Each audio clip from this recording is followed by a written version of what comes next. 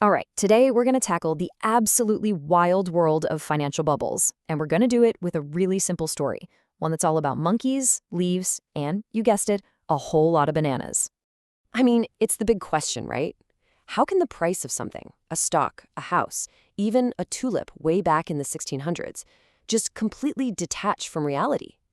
It soars to these unbelievable heights, and then, bam, it all comes crashing down. Well, believe it or not, our little monkey story is going to make this all make sense. Okay, so every story has to start somewhere. And the story of a financial bubble, it doesn't start with some big explosion. Nope. It starts in a simple, stable market where everything just makes sense. So let's head into our jungle economy and set the scene. So, picture this, a world where one banana costs one leaf. Super simple. Monkeys buy bananas to eat them. That's it. That's their value. The whole system is in this perfect, simple balance. Supply meets demand because, well, monkeys get hungry. And then, this is the spark. Something shifts. Maybe a rumor starts. Hey, have you heard? Bananas are getting rare. They're going to be way more valuable. And just like that, monkeys aren't just buying bananas to eat anymore. Now they're buying them as an investment. They're betting that some other monkey will pay even more for it tomorrow. And that, right there, is the birth of speculation. So once that little fire of speculation is lit, it needs fuel to grow. And you know what the most powerful fuels are? Psychology, human or, monkey psychology, and borrowed money. This is the part of the story where a tiny little price increase turns into a completely out of control frenzy. And just look at how fast the price explodes. One day, a banana is 2 leaves. The next, it's 5. Then boom, 20.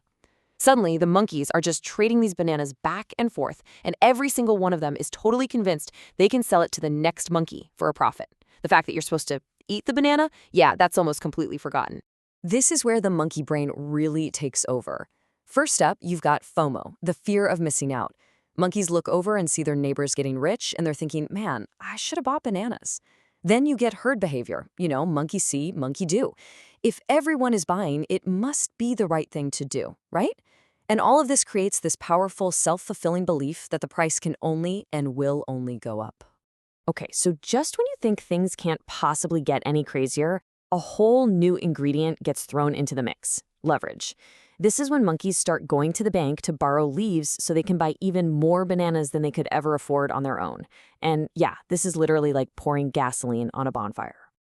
Let me show you just how powerful and dangerous this is. So look on the left, no leverage. If the banana price goes up 10%, you make a 10% gain. Simple. But now look at the right. With borrowed leaves, that same 10% price jump gives you a staggering 100% gain on your own money. But here's the terrifying part. What happens if the price goes down 10%? It's not just a small loss. No, you lose everything. You are completely wiped out. I love this quote. It just captures the idea perfectly. If the hype around bananas is what creates the bubble in the first place, then cheap loans are like King Kong showing up with a giant air pump. It's what inflates the whole thing to these monstrous sizes. And this brings us to the absolute peak, the height of the mania. A single banana, which remember, started at just one leaf, is now worth 100 leaves. Every single monkey holding a banana feels like an absolute genius. But reality is about to come knocking. Hard. See, the thing about bubbles is they don't just gently deflate, they pop. And that pop usually happens the second that collective delusion gets shattered by one single inconvenient dose of reality. Maybe one monkey just gets hungry, and he looks at his 100-leaf investment and thinks, wait a minute, and suddenly it dawns on everyone. These things aren't some rare, abstract asset. They're just bananas. They grow on trees. They go bad.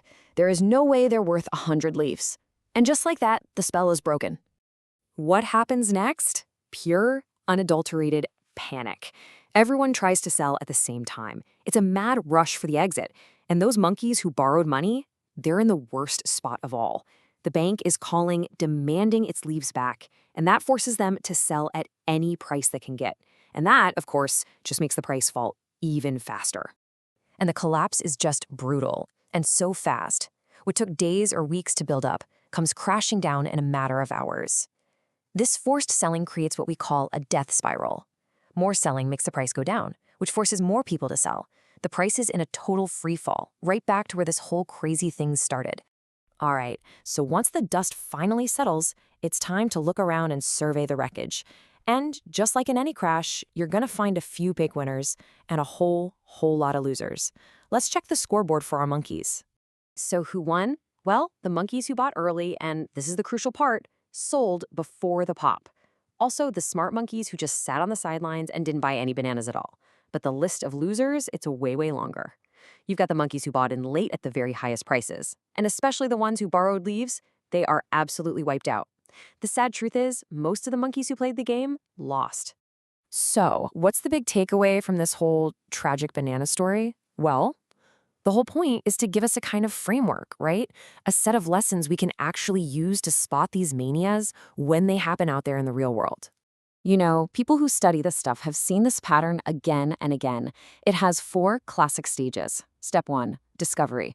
Some new, exciting thing appears. Step 2, the boom. A lot of people, or monkeys, start buying in. Step 3 is mania. This is when everyone thinks they're going to get rich and greed just takes over. And step 4, it always ends the same way. Panic. A sudden, painful return to reality. So, how do you actually spot one of these things in the wild?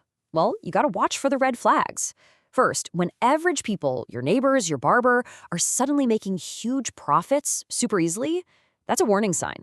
When you see tons of people borrowing money to invest in the exact same thing, red flag. And when you hear everyone saying, oh, this time is different, well, that might be the biggest red flag of all. It's this widespread belief that prices can only go up forever. Now look, it's really important to say that not every exciting new thing is a bubble. The absolute key is learning to tell the difference between hype and a real breakthrough. A true breakthrough, something like electricity, is genuinely useful and changes the world for the better. It solves a real problem. Hype, on the other hand, is all about a price that goes way higher than the thing's actual worth. It might look good on the surface, but it's flawed. It doesn't actually create real value on its own.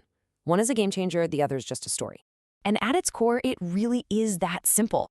A bubble is just when the price of a thing goes way higher than what that thing is actually worth. That's it. It stops being about what the thing does or the value it provides, and it becomes all about what you think the next person is going to pay for it. So, after all that craziness, the hype, the leverage, the mania, the crash, this entire story, everything we've talked about, really boils down to one simple, crucial point. Bananas are for eating. It sounds so simple, right? But it's the whole point. You have to remember the true purpose of an asset, its real value. Don't get caught up in the story, in the hype, because understanding the difference between what something is truly worth and what people are just paying for it, well, that's the most powerful lesson you can ever learn from a bubble.